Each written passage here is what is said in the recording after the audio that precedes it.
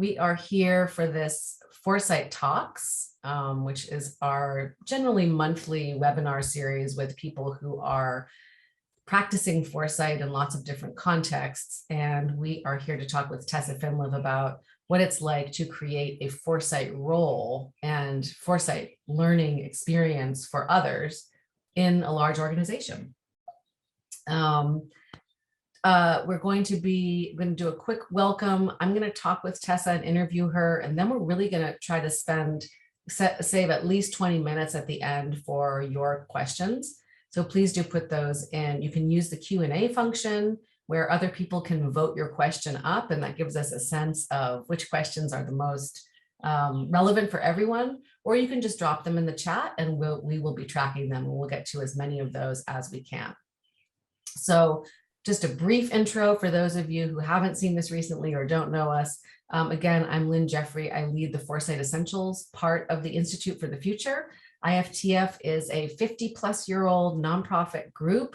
We do futures research and we help people learn how to think about the future more effectively and apply foresight to whatever context they're in. And we have lots of different trainings to help people do that. We have trainings for individuals, as you can see on the left here, design future scenario building. We have our really excellent specialization of futures thinking on Coursera.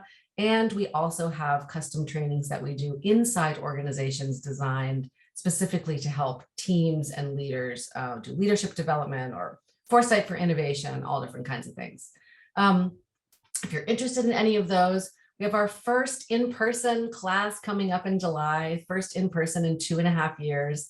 Really excited. We have if you haven't attended the Fast Futures session, it's kind of a new format for us. It's 90 minutes, it's $99, it's with Jane McGonigal, it's really fun. And it says Foresight for Beginners, but it's also great. It'll give you a lot of great ideas as a foresight teacher and leader of some different kind of futures imagination exercises that you can use. And then we do have another in-person class coming up in Munich, which is a partnership with Steelcase that we're really excited about, and our design futures class in Palo Alto.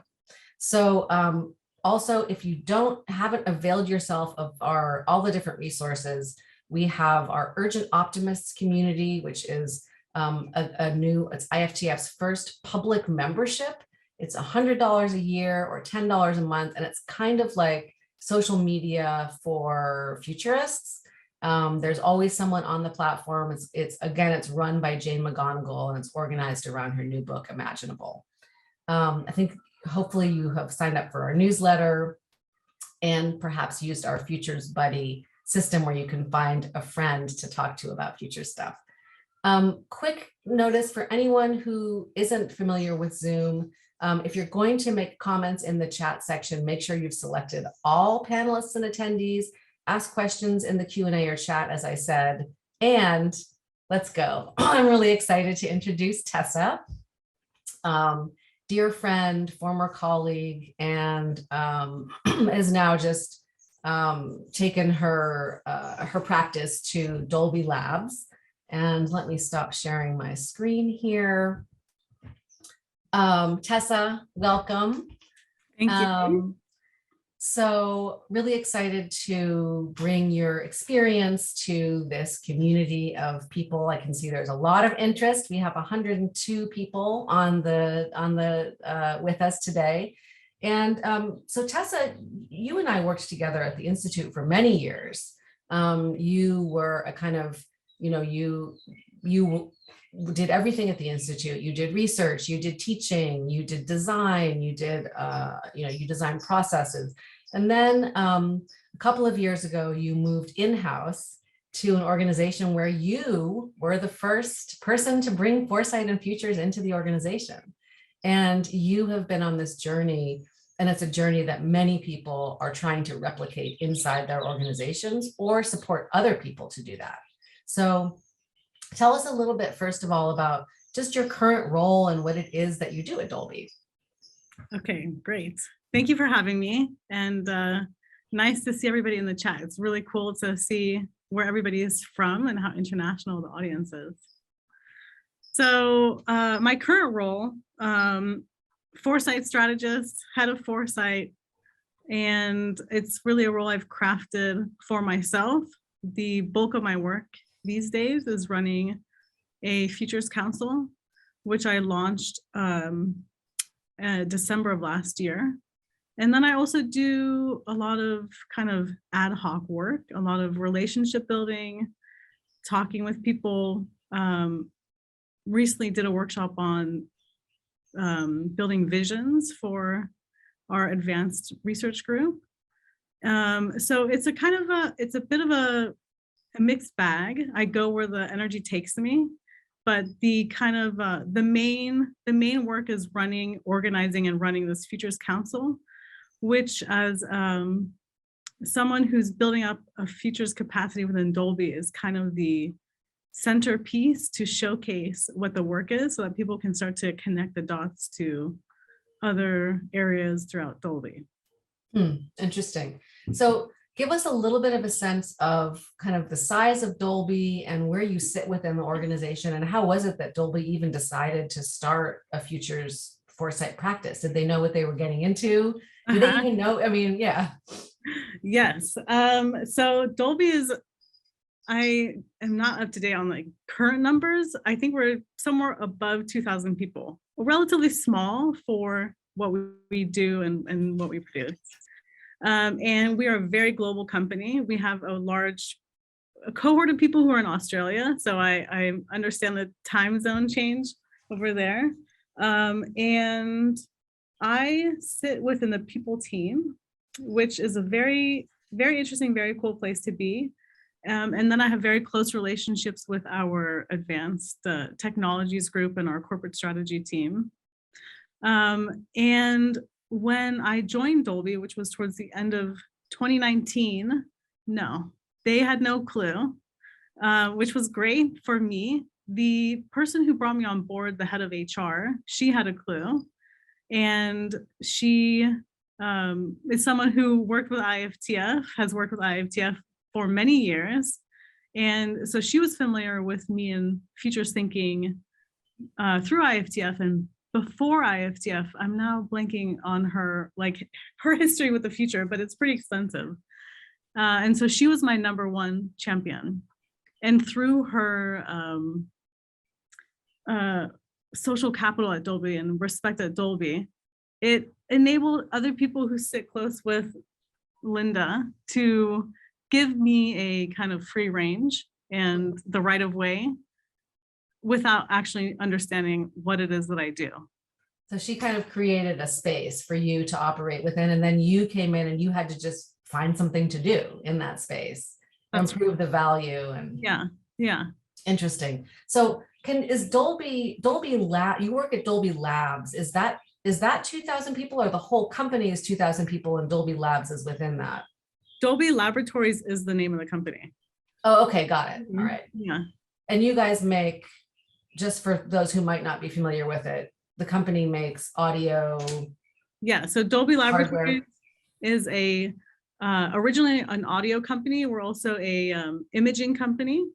We make not really hardware. We make IP. We do deep research, create new technologies, and we build some software. We have a new Dolby.io platform trying to spread the Dolby technology far and wide, but we have a very complicated, very complex business model, which is, it's a whole ecosystem process because we develop new audio technology, imaging technology, which then requires getting artists and directors and musicians and creatives to adopt the new technology, create in the new technology, and then playback systems like TVs and speakers and movie theaters to then also adopt the new technology and allow playback in that technology. So it's a very complicated business model ecosystem.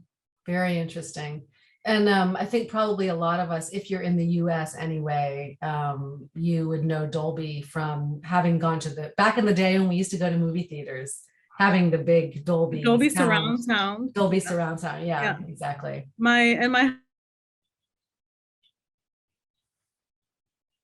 Uh-oh, I think Tessa has frozen.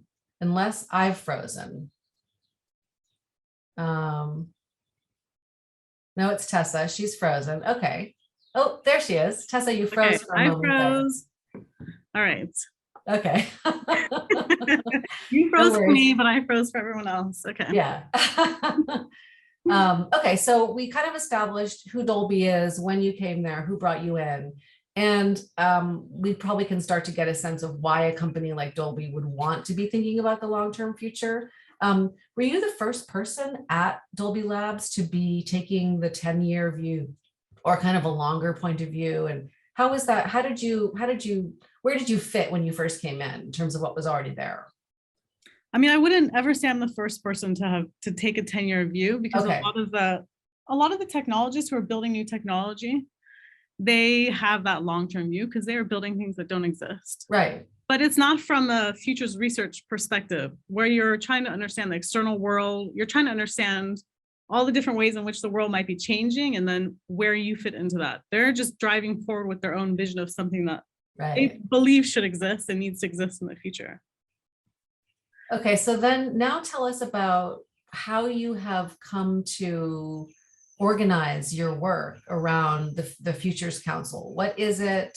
Why did you decide that was the best format for what needed to happen to bring foresight to Dolby?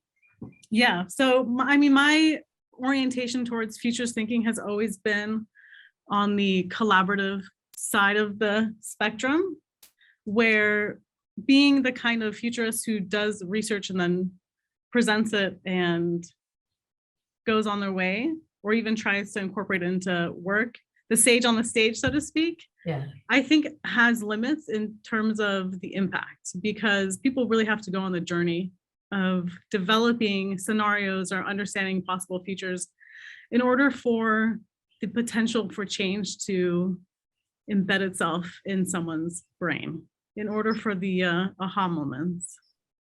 And so my intention has always been to build up these kind of collaborative, group-oriented processes that would bring as many people as possible into the work itself. Getting there, though, takes some time, building up social capital, building up the relationships and the network so that I can just start doing things and have people come and support it. So I did, when I first joined, I created a very complex research report on the future of entertainment as let's just kind of share with people what kinds of things I'm talking about when I'm talking about futures thinking and possible futures. And had lots of conversations, did little workshops here and there, ran a future of collaboration event for the entire HR team. So a lot of different kinds of things, very much like a consultant working on the inside. So you kind of, it sounds like you established yourself with some points of view, provocative points of view about futures that were relevant for different people in the organization to kind of get their attention and let them know you were there and bring some new ideas. Yes, that was definitely part of the work. And then I also brought in an online platform called Itonics as a way to do internal, having a research platform and archive where we can capture our signals of change, capture trends, whatever it is that we want. Itonics is customizable. And in doing a roadshow with Itonics to the different communities that I created in Dolby and the different teams that I built relationships with, and trying to do ad hoc projects, saying, you know what, Itonics would be great for you as you're tracking this or that or the other. It was so obvious that I had to, in order to make use of this platform, I had to create the Futures Council. It all was like part and parcel. So then Itonics became the trigger that made it very obvious and gave me a clear right of way. And at that point, I'd already been at Dolby long enough and built the social capital and that I could just kind of move forward seamlessly. Interesting. So it sounds, since you were just a single person at that point, bringing in a platform that allowed people to help you gather data and track data seems really important. Yes, yeah, especially as, that having the orientation towards this is the community work, this is group Yeah, work, this is collaborative work. It's not just for me. It's yeah, it's integral to the whole process. great. So if you could, I know you have a couple slides, just can you give us just a peek into what you've done, what you're doing with the Foresight Council? Who's there? What are the goals of the council? What are you trying to do with it? Yeah. Well, I'll start off by saying I launched the council in December of last year, and I launched with our first cohort of participants. Mhm. And I brought on our CTO and our chief people officer as our executive sponsors. And I threw the kickoff meeting onto everybody's calendars about a week ahead of time. And I'm sure we all can appreciate how difficult it is to schedule meetings. So you kind of have to just schedule them and hope that people can make it. And not only did everybody show up, but our CTO, who I asked to join for 15 minutes and is in Australia, he joined for the entire 2 hours. So the launch went really well. It was a clear indicator that there was so much interest and appreciation. People are very hungry for a forum to have long-term conversations about possibilities in the external world. So let me bring up these a couple slides that I think you're absolutely right. People are really hungry for this kind of stuff. So thanks for giving us a kind of a template and example of how you might build it. Yeah, and I think it's probably quite universal. We saw it a lot at IFTF. We get so heads down in the day-to-day of our work. Yep.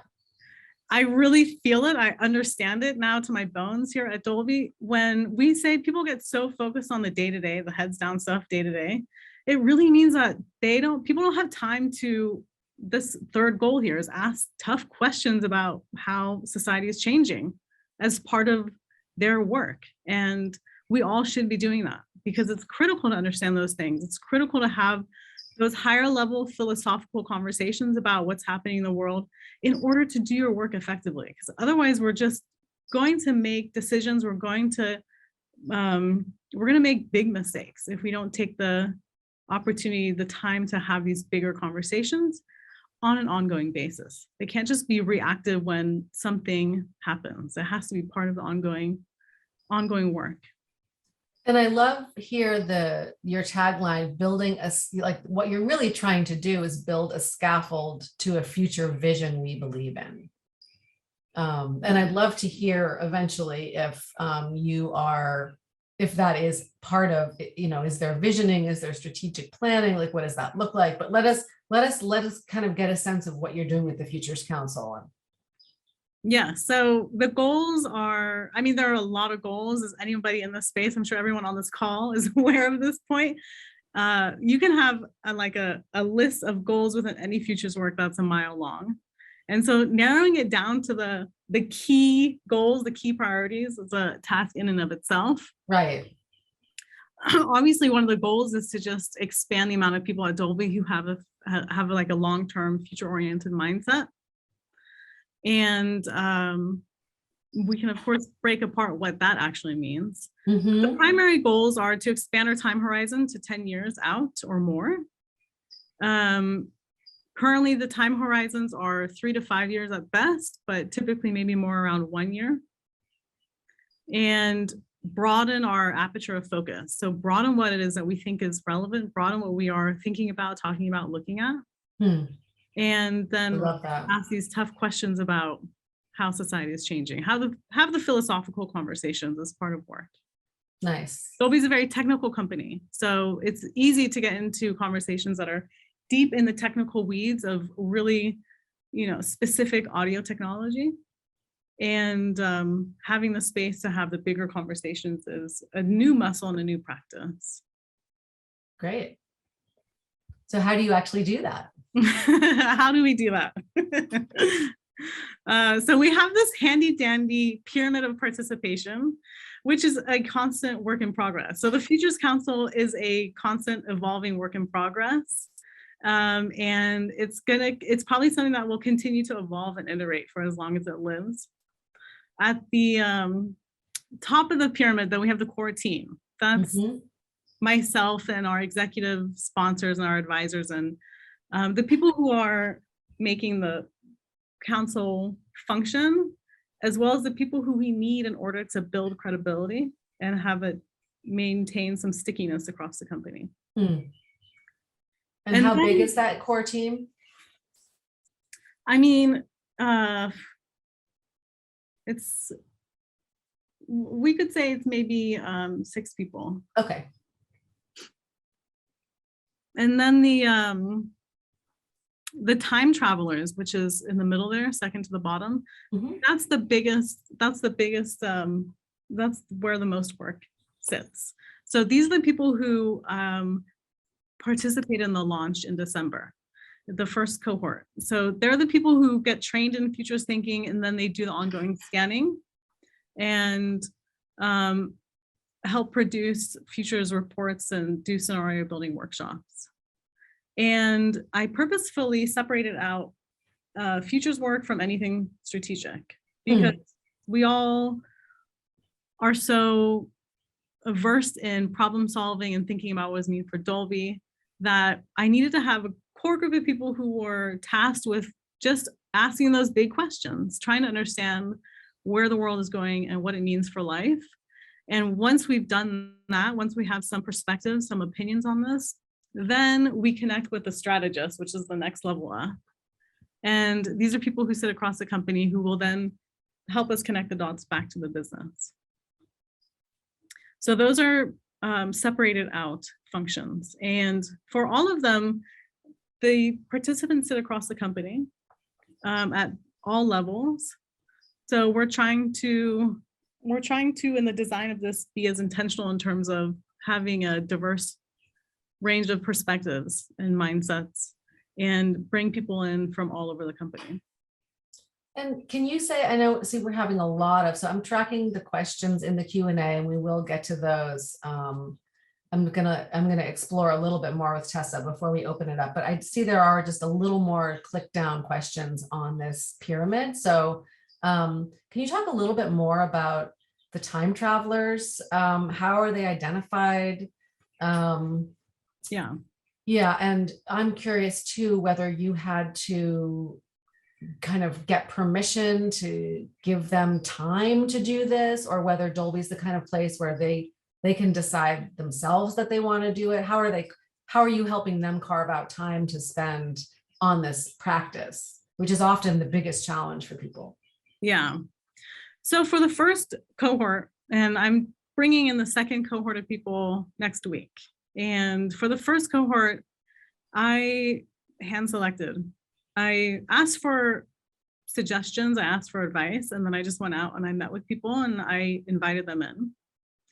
I did a lot of informal conversations with people. So I find that as the internal foresight strategist, I have a lot of leeway in what I do and how I do it. And I really make use of that freedom. So I also just jump around the org chart and look for people who might be of interest to the Futures Council. And then I would schedule conversations and I would say, I'm the internal foresight strategist. And as part of my work, I just like to meet people around the company and talk about the future and talk about my work and hear about your work. And in that conversation, I can get a sense for whether or not I think they'd be good time travelers. And so how do you identify, how do you know, what makes you know that someone might be a good potential time traveler? Well, as you look around the org chart. So it's a balance, because on the one hand, especially in launching it, I want to bring in people who I know are going to be very ready to do this kind of work. And so these are people who already have a long-term mindset. They're thinking critically about things. They're asking why. They're thinking about the human impact of stuff, especially in a technology company, thinking not just about the tech specs, but also trying to understand the human implications. But it's pretty basic. I mean, just having an open mind, questioning things, those are some of the fundamental stuff. People who tend to be very like project oriented, very deep in the weeds, Yeah. they're going to have a harder time. And so it's a balance of bringing in people who are ready and then also people who could grow and learn from the process. Right. I mean, because I imagine part of what you're trying to do is seed this capability around the company in different places, different levels, different geographies. But I guess I was thinking, I mean, once you talk to someone, of course, you can tell whether they're whether this would actually be valuable for them or not. But before that, are there certain kinds of jobs or roles or departments that you would go to for a time traveler or perhaps a strategist or a core team member? I'm trying to go to everyone. So I'm trying to get representation across the company. Great. It's a little harder to find it in certain functions. And partly because I think different functions, they have different levels of flexibility in their schedule. Yeah, but I'm trying to get representation across the company. Okay, the strategists are a little, I mean, with both time travelers and strategists, they sit across the corporate ladder, the hierarchy. But strategists are typically a little more senior because they need to have a better sense of the business, broadly speaking, an understanding of how different futures might impact the business. Okay, so let's dive a little bit now into strategists and voters, since we haven't talked about those as much. And there's a lot of questions about, I mean, but let's just talk about strategists. What is someone asked for your formal job description for the foresight strategist. I don't know if you have written out kind of descriptions of these kinds of people, but tell us a little bit about who the strategists are, and again, how you found them and how the organization, or how you persuaded the organization, or perhaps them as individuals, to support this kind of work. So I will say that I have not had to persuade anybody to do any of this. Everybody has been so excited. The only times where people have had to drop out, time travelers have had to drop out because their work just became too much and they weren't able to participate as much as they wanted to. They don't drop out like, see you, you're never part of this again, but they just had to take a pause. And so I'm also part of the design of the whole Futures Council is updating so that we can keep people in the flow without having a huge commitment in time. So the current commitment is for time travelers, you come to a 3-day training, partial days, and then your commitment is one day a month. Mm-hmm. And then there's voluntary opportunities throughout the year to dive deeper and do deeper research. And then the strategists, their role is pretty minimal. So part of the way to make this accessible is to figure out, how do I get the most bang for my buck, the most of your knowledge for the least amount of your time?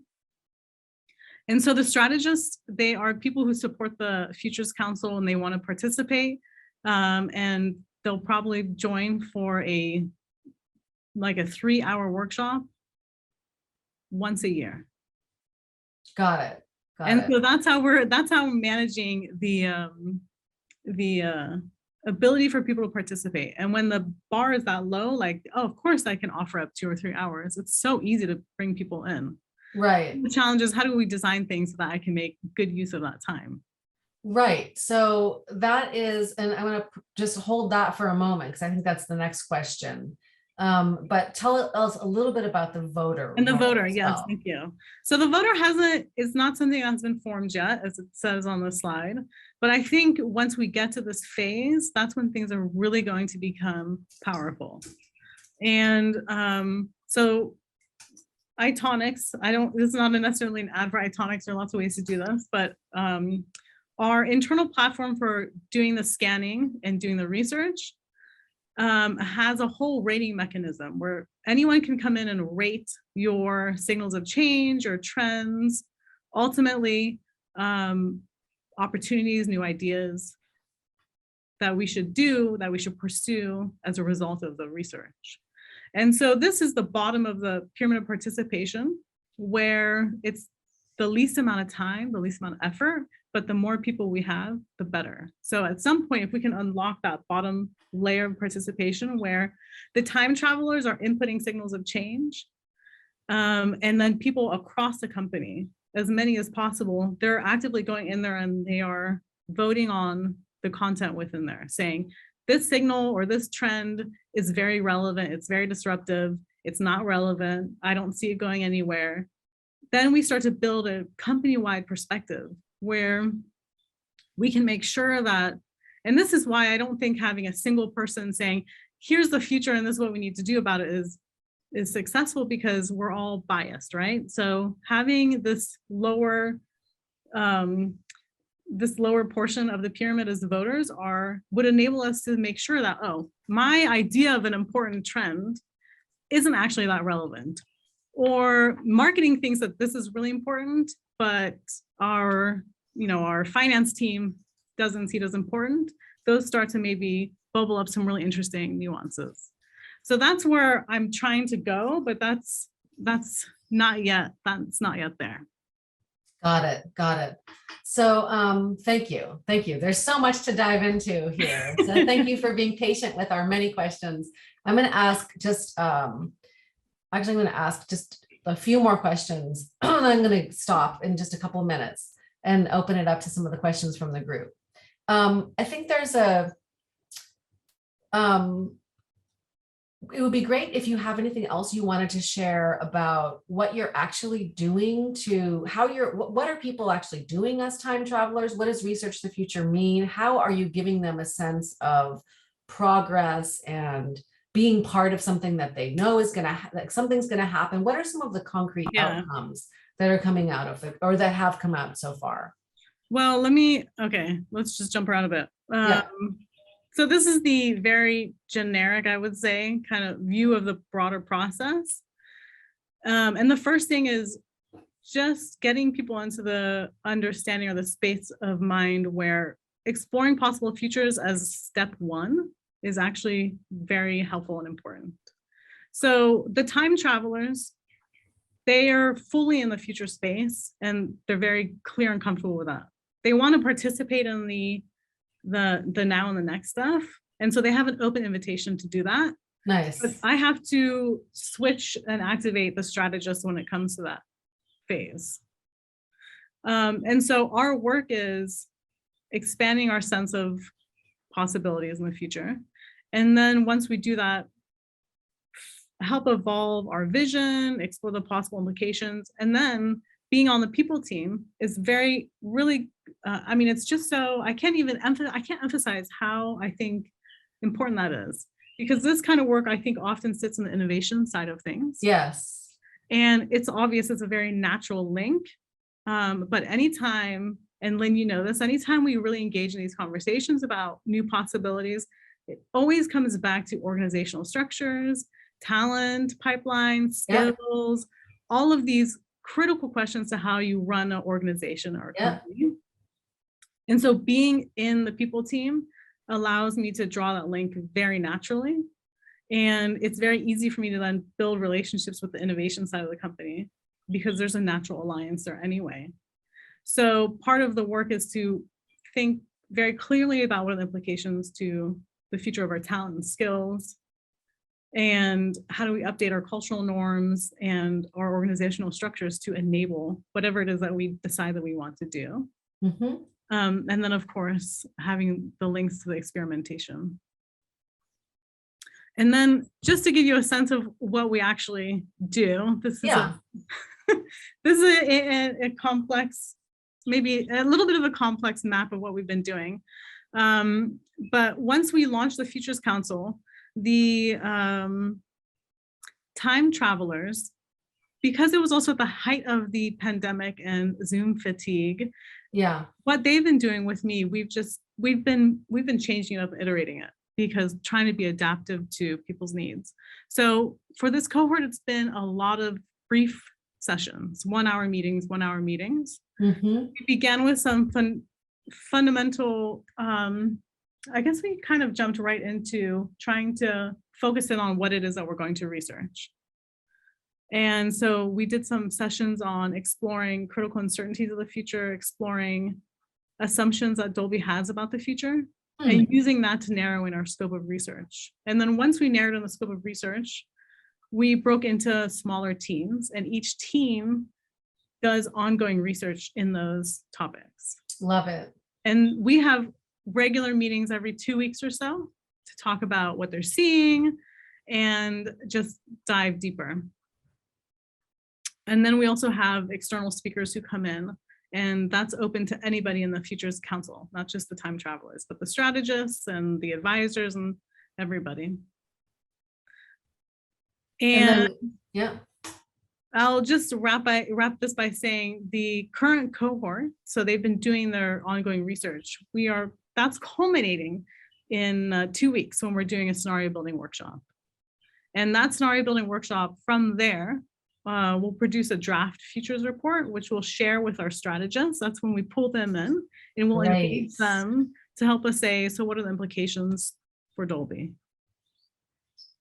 It's so great, Tessa. If I can see if I'm understanding this right, it's kind of like you're doing a collaborative, what we would call it in our language, a custom forecast for Dolby. I mean, you've identified with the team what are the key areas that you want to explore, and then you're supporting and helping people do their own exploration of those topics in teams, and then bringing it all together into a single coherent view of what those forces are.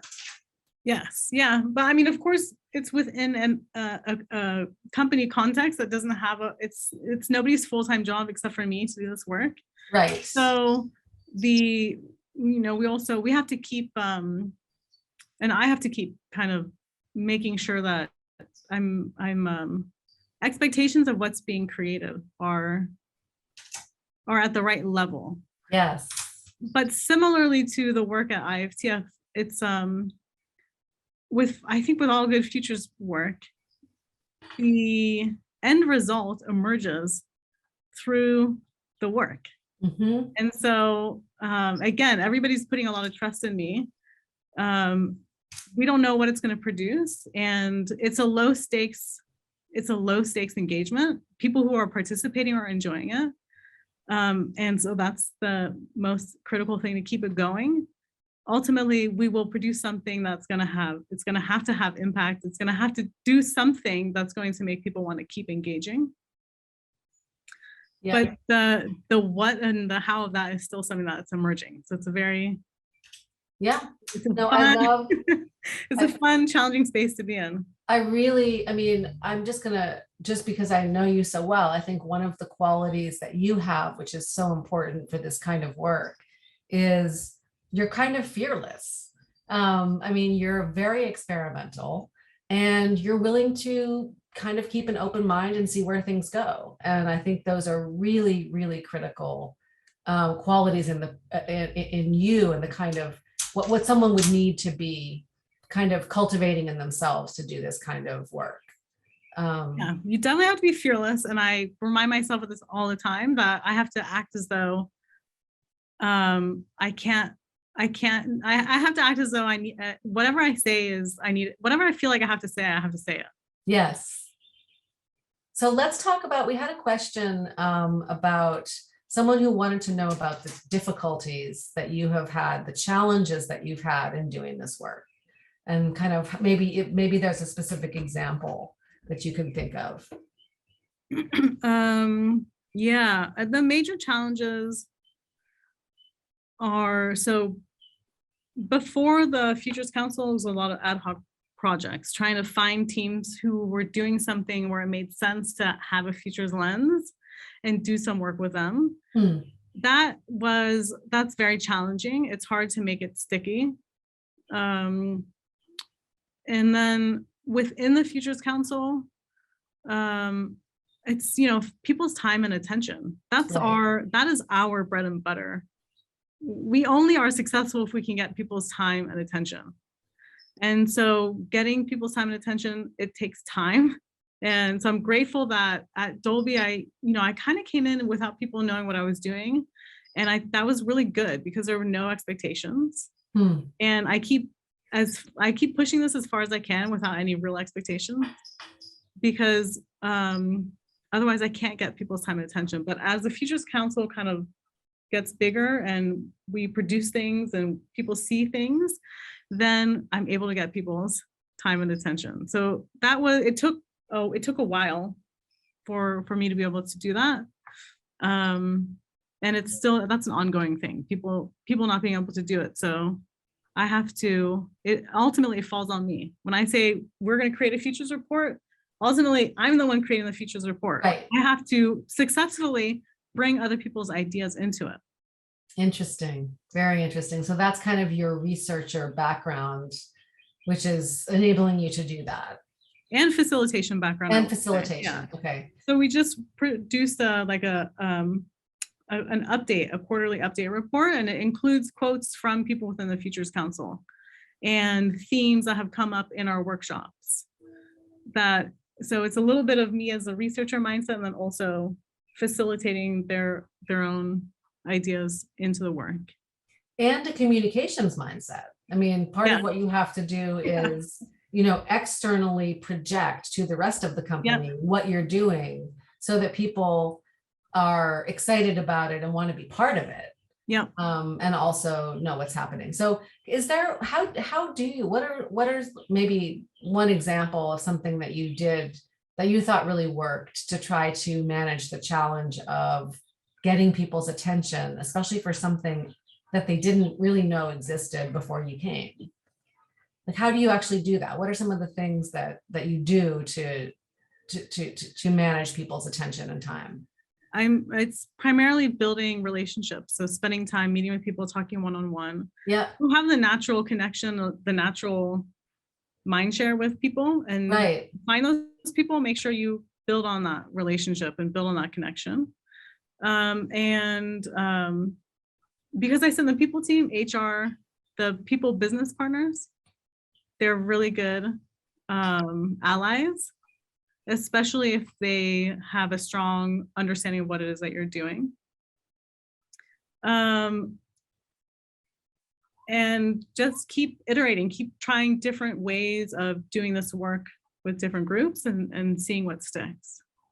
So that's interesting. You have your colleagues in the people group who are kind of supporting you. How do they support you in this? What are some of the other people that are helping, who are critical to you being able to do what you're doing? I mean, having the buy-in and the support from different senior leaders is critical, because that is, especially when I launched this, having the executive sponsors being our CTO and our head of HR, that was critical, I think, because it led a lot of credence to what we're doing. They were saying, we want this and it's important. And so that makes everybody feel like they're in the right place. And then of course, supporting people, appreciating what they're doing. Everybody has a VR headset and we're trying to do experiments in VR. Designing t-shirts for people, of course, doing all the kind of fun things. Is that a key strategy? It's a key strategy, yes. So wait, you have a Futures Council t-shirt? Yeah, it's yet to be printed, but we've been working on that. So doing those kinds of fun things that people always appreciate. It's a lot of work, and ultimately it should be a few people who are doing this, but it's we make do with what we have. I love it. Okay, so I want to go to one of the questions that are in the Q&A, which is someone who says, when I put on the CEO hat, I wonder, do I really want one foresight role in my organization, or even one foresight team, maybe within strategic planning, or do I actually want many key people in the organization to have these skills? Yes, you want many people across the organization. That's right. And that's why the design of the Futures Council is across the company, because the more people who are doing it, the better. And finding ways to engage people at different scales is also critical. People who have the time and the energy and the mindset to do a lot of it, give them opportunity to do a lot of it. People who just want to tap in, give them opportunity to tap in. And people who are reluctant, but they need to, find a way to bring them in as well. I mean, it's a lot of process design and I guess social engineering on some level, but the more the merrier. Let me just kind of circle back to that question. We were talking about how you said you jump around the org chart, and a lot of the way that you've built, kind of handpicked the first cohort of people in the Futures Council, and the second probably as well. Are there certain kinds of, I mean, do you think that there are people who should be doing foresight? Who are the people the most important people to be doing foresight in an organization? Are there certain roles or functions that should not be, trying to spend their time doing this? I mean, how do you think about that? Should everyone at Dolby ultimately be trained in this? Or what, if you were going to prioritize, how would you think about that? I think that, if we could set up a dream structure within an organization, any new employee should go through a training. Mm-hmm. And they don't have to do anything with it formally, but any person who enters the organization should go through some sort of futures thinking training, just as a baseline. And why? Why would you say that? So some of the key pieces of futures thinking that I think really support or elevate the way people can engage within a business, mm-hmm. is the ability to look externally and take that information about the external world and apply that internally. And it sounds so fundamental, it sounds so basic, but a lot of us lose sight of the outside world. A lot of us totally lose sight of the outside world. So we only think about the outside world when suddenly metaverse is everywhere in the newspapers and social media and podcasts, and then everybody's like, metaverse, what are we going to do in the metaverse? But nobody's taking the time to say, well, hold on a minute, like what is the metaverse? And if the metaverse becomes this like thing, how it might impact society? What are the different ways that it might become a thing? And then when doing that, then you can much more clearly say, oh, okay, here's a potential implication for us. Here's what we could do. Here's maybe what we might want to try and avoid doing. And so having the basic underlying training to have a permission even to say, what's happening in the outside world is relevant to me filling out these spreadsheets, is relevant to me being a human in this company, I think is a very important part to having a strong learning organization, if you will, even.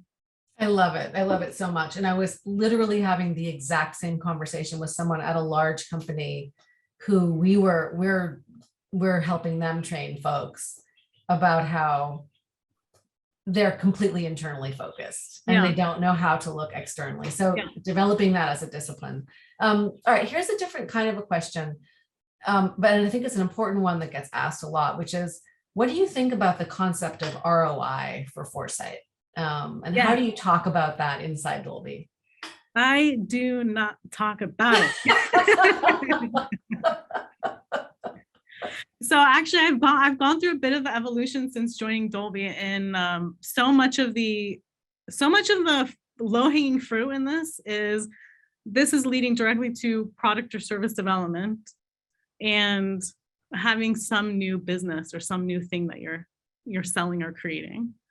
But I actually think the real impact is way up higher stream. It's in building a vision that people love and are aligned on, and allowing that vision then to guide all the other things. And then that is also aligned a lot with culture. That is that's just long-term difficult work. Mm-hmm. And it's not the primary focus of what we're doing. So it's something that is like softly built into it. It's something I talk about when I talk about why we're doing this work or where it could lead us and why it's important. But there's no expectation, and this is also how I've set it up, that there's any kind of real ROI coming out of this. There's no expectation that there's a new business or a new innovation that's going to come out of this. The expectation is, and this is also thank you to my primary champions. Yeah. The expectation is that we're going to hold tough conversations. We're going to ask big questions, and we're going to eventually we're going to influence business leaders to think more critically about where the world is going. Very interesting. All right, we had a couple more questions, and I just want to go back to these about the core team. And because I think people are interested in that core team. Are they dedicated to futures thinking? Okay. Are they cross-functional? What do they actually do? Something a little more about the core team itself, because that seems like a really important core team driving and supporting the work. I think the core team is a bit of me having some wishful thinking, if you will. The core team is mostly me. It is me. I am the core team. And then I include my executive sponsors and my advisors in the core team. And I have a partner within the people team who she is a strong collaborator of mine. But ultimately, I'm the one who does all the work because this is my job. Yep. I don't have any dedicated resources outside of me and my hands. I can pull in people for specific tasks, and people are very helpful when I do that and when I need the help.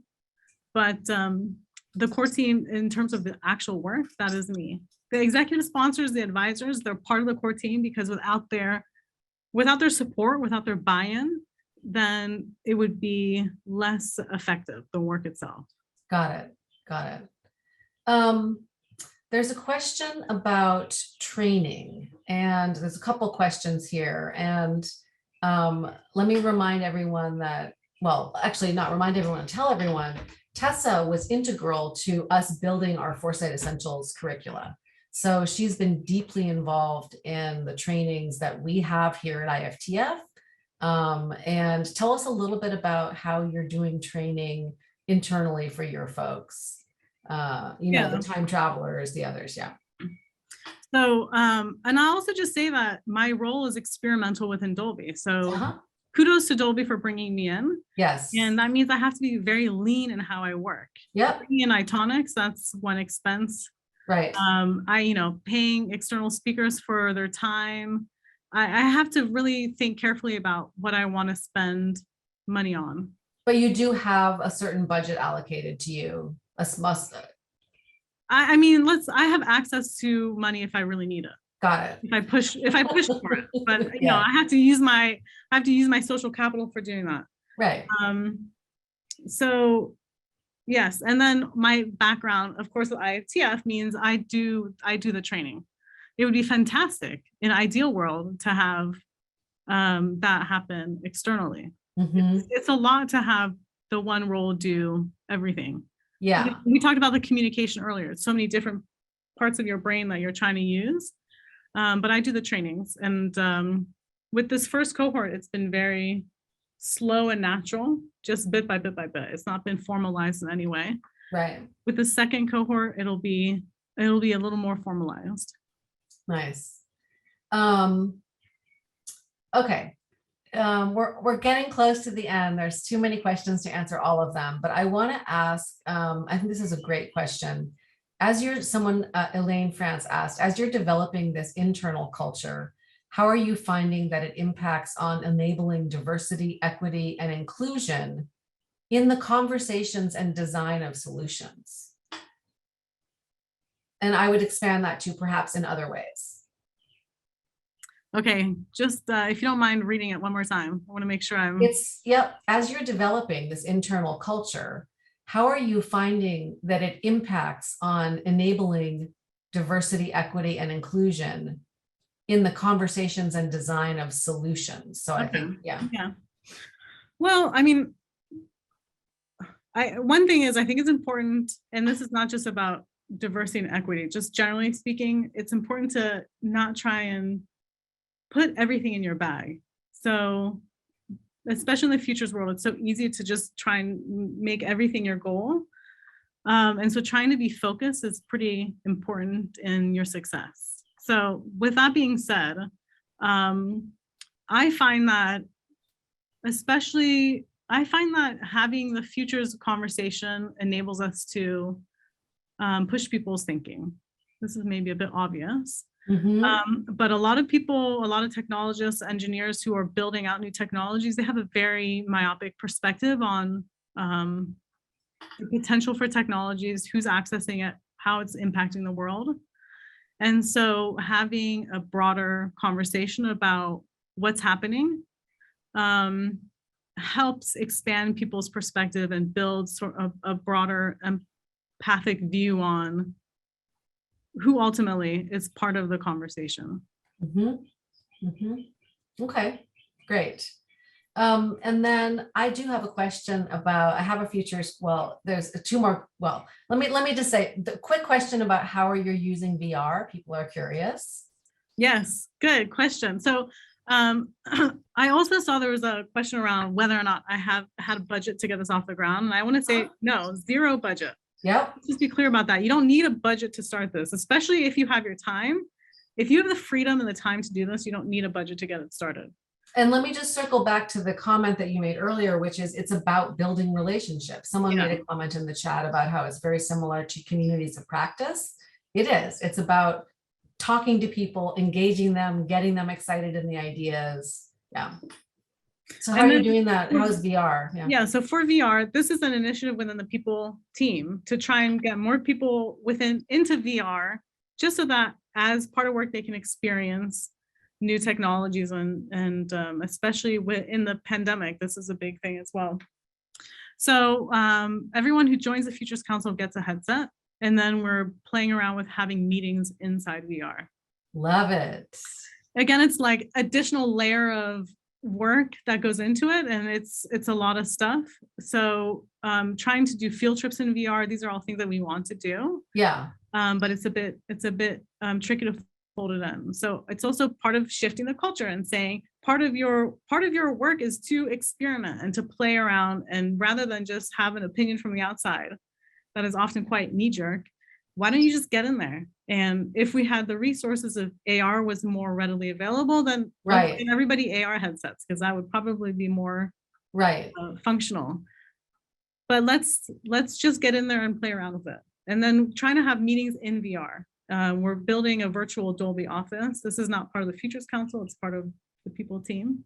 Right. But it's been fun and tricky. People definitely get sick inside of VR. Some people do. Yeah. Yeah. Okay, great. So Tessa, thank you so much. This was incredibly valuable. People are, I mean, I think, you can see by the responses in the chat, and we will have a recording of this, which we'll send around, and love to just bring you back perhaps for a deeper dive in some other context. So first of all, thank you so much. And it's great to hear about your Thanks for having me. Amazing work. I want to quickly share our two upcoming talks that are coming up in the same vein. One is on foresight in cybersecurity. We'll be interviewing Stephen Weber, who is using a scenario planning approach for managing digital security. And that's going to be with IFTF's Mark Frauenfelder. And then Rod Falcon will be interviewing Julieta Matos Castaño on how to use foresight to build responsible smart cities. So two really different aspects of people applying futures thinking and foresight to do important things and necessary things in the world. Tessa, there's 1 minute left. Where do you want to see the Futures Council in a couple years? What are you most excited about? Where do you think you could go with this? In a couple of years, I would like it to be established so that it is not a self or anything. I want to be established so that there's an annual Futures Festival, which is a real celebration of the futures ideas that are coming from within our colleagues. And I want there to be like we talked about earlier, it needs to be part of any person joining Dolby. I want everybody at Dolby to have gone through some sort of foresight. Love it. Love it. All right. Thank you everyone for joining us. See you. To be continued. Bye-bye.